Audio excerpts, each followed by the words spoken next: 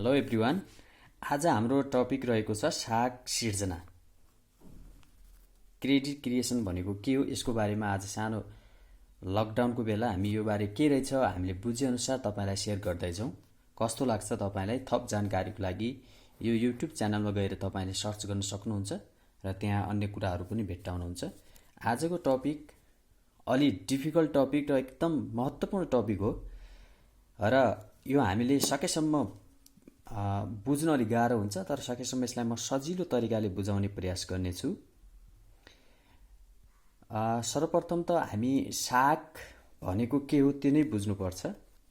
साग भनेको हाम्रो नेपाली शब्द साग हो भने हैन, यसलाई हामी इङ्ग्लिसमा अर्थात् अङ्ग्रेजी शब्द यसलाई क्रेडिट भनिन्छ।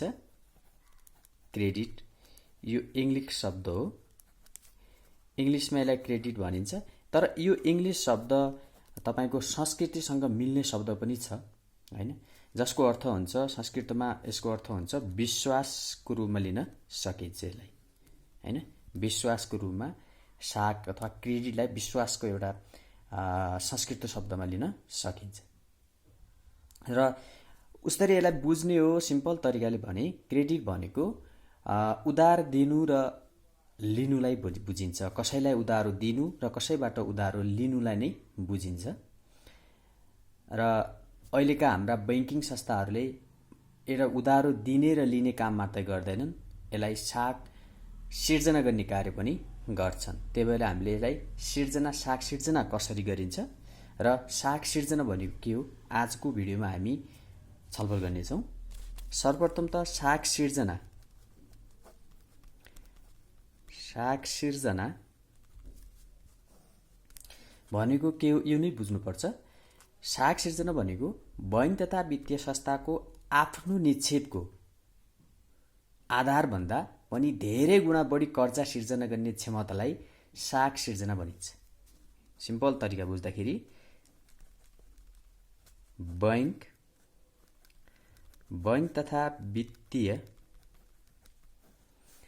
तथा वित्तीय संस्थाको आफ्नो निक्षेपको भनेको यदि कुनै पनि कस्टमरले बैंकमा डिपोजिट गर्छ भने बैंकको लागि त्यो लायबिलिटी हुन जान्छ। त्यसरी संस्थाको आफ्नो डिपोजिटको र निक्षेपको बैंकले त्यही पैसालाई कुनै बिजनेसमा अर्थात् कसैलाई लोन दिन्छ भने त्यो बैंकको लागि एसेट्स हो, त्यो पनि बुझिराखौँ। र यहाँ चाहिँ हामीले डेफिनेसन बुझ्दाखेरि चाहिँ बैंक तथा वित्तीय संस्थाको आफ्नो निक्षेपको आधारभन्दा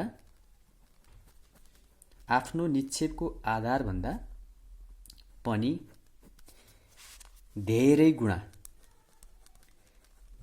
गुणा बढी कर्जा सिर्जना गर्ने क्षमतालाई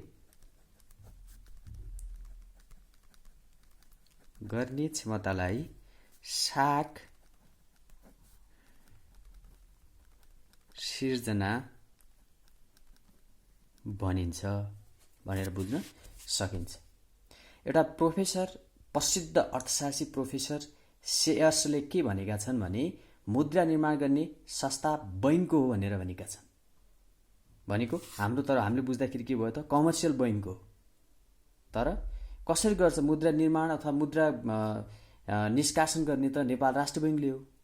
यसलाई बुझ्दाखेरि चाहिँ नेपाल राष्ट्रले मुद्रा निष्कासन गर्छ, तर त्यो मुद्रालाई यही हाम्रो एक्सप्लेन गरे अनुसार नै उसले के गर्छ भने कुनै मान्छेले मानौ त्यहाँ 1000 रुपियाँ चाहिँ के गर्यो बैंकमा राख्यो भने त्यो 1000 को उसले धेरै गुणा के गर्छ साग सिर्जना गर्ने कार्य गर्दछ।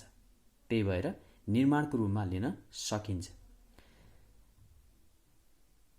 अनि बैंकमा जति पुँजी हुन्छ हैन, त्यो पुँजीलाई धेरै गुणामा परिवर्तन गर्ने कार्य नै साग सिर्जना हो भनेर हामी यसलाई बुझ्न सक्छौँ। अब बैंकले त्यो कसरी निर्माण गर्छ त? जसरी 1000 रुपियाँ छ, 1000 मा बैंकले चाहिँ एउटा डिपोजिटबाट 1000 लिन्छ हैन। अब त्यो 1000 लिएर उसले के गर्छ केही पैसा रिजर्भको रूपमा राख्छ हैन।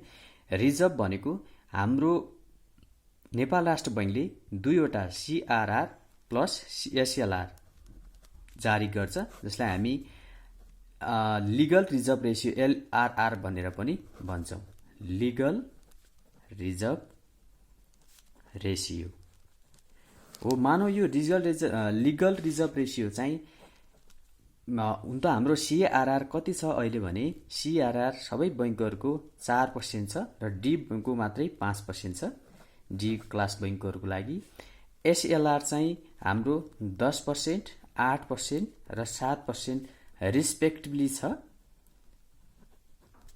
ए क्लास बी क्लास गरेर। अब यी सबै कुराहरूको सिआरआर र एसएलआरको नै लिगल रिजर्भ रेसियो हो। मानौ अहिले हाम्रो यो इक्जाम्पल रूपमा हामीले बुझ्ने भाषामा यदि हामी यसलाई साख सिर्जना कसरी हुन्छ भनेर यदि बुझ्ने भाषामा बुझ्छौँ भने मानौ यसलाई 10% को रूपमा लिन सक्छौँ हैन। एउटा कुनै 10% एलआरआर छ, एलआरआर भनेको लिगल रिजर्भ रेसियो 10% छ भने त्यो कसरी साख सिर्जना गर्छन् त बैंकहरूले है, त्यसको बारेमा हामी एउटा इक्जाम्पल हेरेरै बुझौँ। मानौ इक्जाम्पल हेर्दाखेरि चाहिँ मैले एसेट्स र लायबिलिटी भन्ने यहाँ बुझ्नुपर्छ। एसेट्स बैंकहरूको लागि के हो र बैंकहरूको लायबिलिटी के हो यो बुझ्नुपर्छ। एसेट्स बैंकहरूको लागि यदि हामीले यहाँ बुझ्दाखेरि लोन दिन्छ त्यो एसेट्स हो। हाम्रो यहाँ लोन र के हुन्छ डिपोजिटको कुराहरू आउँछ। त्यही भएर अनि डिपोजिट भनेको चाहिँ बैंकहरूको लागि लायबिलिटी हो। अब यो यी दुईटा कुरालाई कसरी सञ्चालन गरेर क्रेडिट क्रिएसन गर्ने काम गर्छ त? वाणिज्य बैंकहरूले क्रेडिट क्रिएसन गर्छ भने केन्द्रीय बैंकले चाहिँ क्रेडिट कन्ट्रोल गर्ने अथवा साख नियन्त्रण गर्ने कार्य गर्दछ। अब यहाँ हामीले यसलाई बुझ्दाखेरि सिम्पल अर्थमा बुझ्दाखेरि मानौ यहाँ लायबिलिटी छ हाम्रो, पहिलो एउटा ब्यालेन्स सिट बनाऊ। यहाँ लायबिलिटी छ, यहाँ एमाउन्ट छ, लायबिलिटी एमाउन्ट, अनि यहाँ एसेट छ र यता भनेको एमाउन्ट छ। अनि यसरी बैंकमा कसैले डिपोजिट गर्छ भने त्यसलाई प्राइमरी डिपोजिट भनिन्छ, पी डिपोजिट। अर्को भनेको सेकेन्डरी डिपोजिट अथवा डेरिभ्ड डिपोजिट भनेर व्युत्पन्न डिपोजिट भनेर अर्को भन्छन्। तर हामीले अहिले चाहिँ प्राइमरी डिपोजिटबाट बुझौँ। प्राइमरी डिपोजिट नै पछि दोस्रोमा गएर यदि त्यसले अर्कोमा लगानी गर्छ, अर्थात् यो अब यहाँ हेरौँ मानौ प्राइमरी डिपोजिट चाहिँ हाम्रो कति छ। सुरुको प्राइमरी डिपोजिट कुनै एउटा XYZ भन्ने मान्छेले 1000 रुपैयाँ डिपोजिट गर्छ, त्यो बैंकको लागि लायबिलिटीमा राखिन्छ। अब फेरि त्यसबाट चाहिँ बैंकले के गर्छ भने त्यो पैसालाई नै लोन लगाउने हो, अर्थात् त्यो पैसालाई नै लेन्डिङमा राख्ने हो, लेन्डिङ लगाउने हो, लगानी गर्छ भने उसले के गर्छ रिजर्भको रूपमा उसले कतिका राख्छ। मानौ 10% को आधारमा हेर्ने हो भने त्यसबाट उसले 1000 को 10% 100 रुपैयाँ राख्छ र बाँकी उसले के लगाउँछ अब लोनमा दिन्छ। कति भयो 900 रुपैयाँ। अब यहाँ टोटल हेर्दाखेरि 1000 नै आउँछ, 1000 नै आउँछ हो। यसरी अब बैंकले चाहिँ यो रिजर्भ राख्यो हैन। यसरी नै बैंकले रिजर्भ राख्यो। फेरि यो 900 लाई उसले अर्कोचोटि अर्को मान्छेलाई दिँदाखेरि मानौ XYZ भन्ने मान्छेले चाहिँ 900 रुपैयाँ डिपोजिट गरेको थियो। अब आयो ABC भन्ने मान्छे। अब ABC भन्ने मान्छेले के भन्छ, सर मलाई यति पैसा 900 पैसा चाहियो कि मैले कुनै एउटा व्यापार गर्दैछु भनेर भन्दाखेरि बैंकले के भन्छ, कहिले पनि क्यास दिँदैन। किन? हातको हात क्यास दिँदैन। ल लैजानुस्, तपाईलाई क्यास पनि दिँदैन। एउटा त रेकर्ड हुँदैन, इभिडेन्स हुँदैन र अर्को चाहिँ उसले के गर्छ यसरी क्रेडिट क्रिएसन हुँदैन। उसले फेरि के गर्छ, यदि डिमान्ड ड्राफ्ट बनाइदिन्छ या चेक दिने गर्दछ या उसकै खाता खोलेर खातामा पैसा जम्मा गर्ने गर्दछ। फेरि त्यो पैसालाई के गर्छ त, फेरि त्यो पैसालाई यो चाहिँ लेख्नु पर्दैन।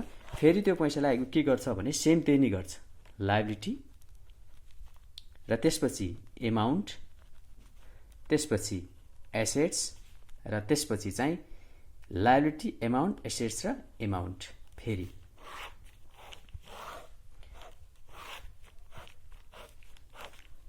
अब लायबिलिटी भनेको अब डिपोजिट कति हुने भयो त, यही हुन्छ हाम्रो डिपोजिट। कति छ यो 900 है। यो 900 नै डिपोजिट हुने भयो यतातिर। अब 900 को रिजर्भ राख्छ। फेरि 900 को रिजर्भ कति राख्छ 90 रुपियाँ 10% नै रिजर्भ राख्ने हो। यो 10% कसरी हुन्छ भने सिआरआर एसएलआर को हुन्छ। अब यो बैंकीको नियम हुन्छ। हामीले कुनै पनि इक्जाम्पल लेख्दाखेरि चाहिँ एउटा रेसियोलाई राखेर एउटा पर्सेन्टेजलाई राखेर राख्न मिल्छ। एक्ज्याक्ट यति नै हुन्छ भन्ने हुँदैन। बैंकीको नियम हो, बैंकीको नियम अनुसारले नै राख्ने गर्छ। तर कसरी हुन्छ भनेर बुझ्दाखेरि चाहिँ एलआरआर भन्ने हुन्छ, लिगल रिजर्भ रेसियो चाहिँ यति छुट्याउनु पर्ने हुन्छ। त्यही लिगल रेजिमको आधारमा, रेसियोको आधारमा यति हामीले क्रेडिट क्रिएसन गर्न सक्छौँ अथवा बैंकले क्रेडिट क्रिएसन गर्ने काम गर्दछ। फेरि अब लोन कति लगाउँछ त भनेपछि 900 को 90 रुपियाँ रिजर्भ राख्यो 10% को दरले भने 810 रुपियाँ चाहिँ लोन लगाउने भयो।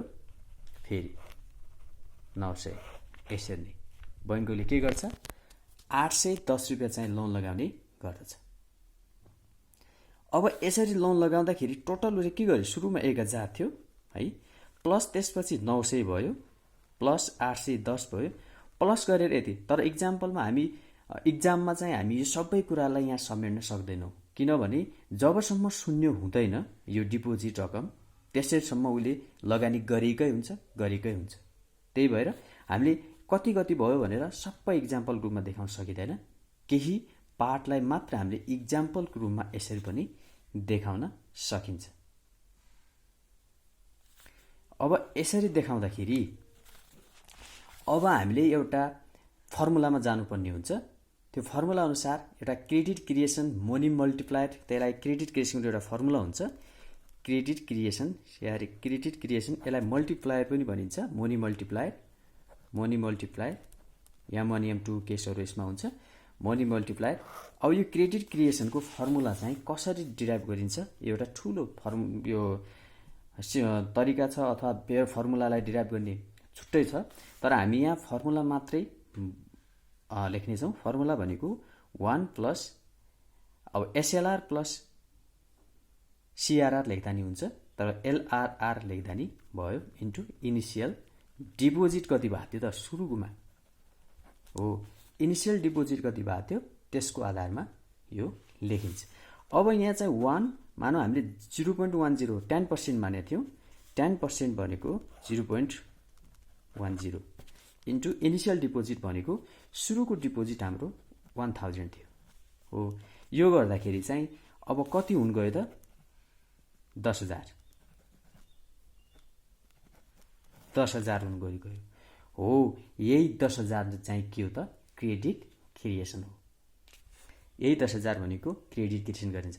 त्यही भएर हामीले यो 10,000 पुग्नुसम्म यो गर्दाखेरि यसरी जोडेर हामीले अहिले चाहिँ हाम्रो कति भयो 1900 प्लस 800 गर्दा यति गरेर 10,000 सम्म पुग्छ। तर यति बनाउन हामीलाई के हुन्छ, समय हुँदैन।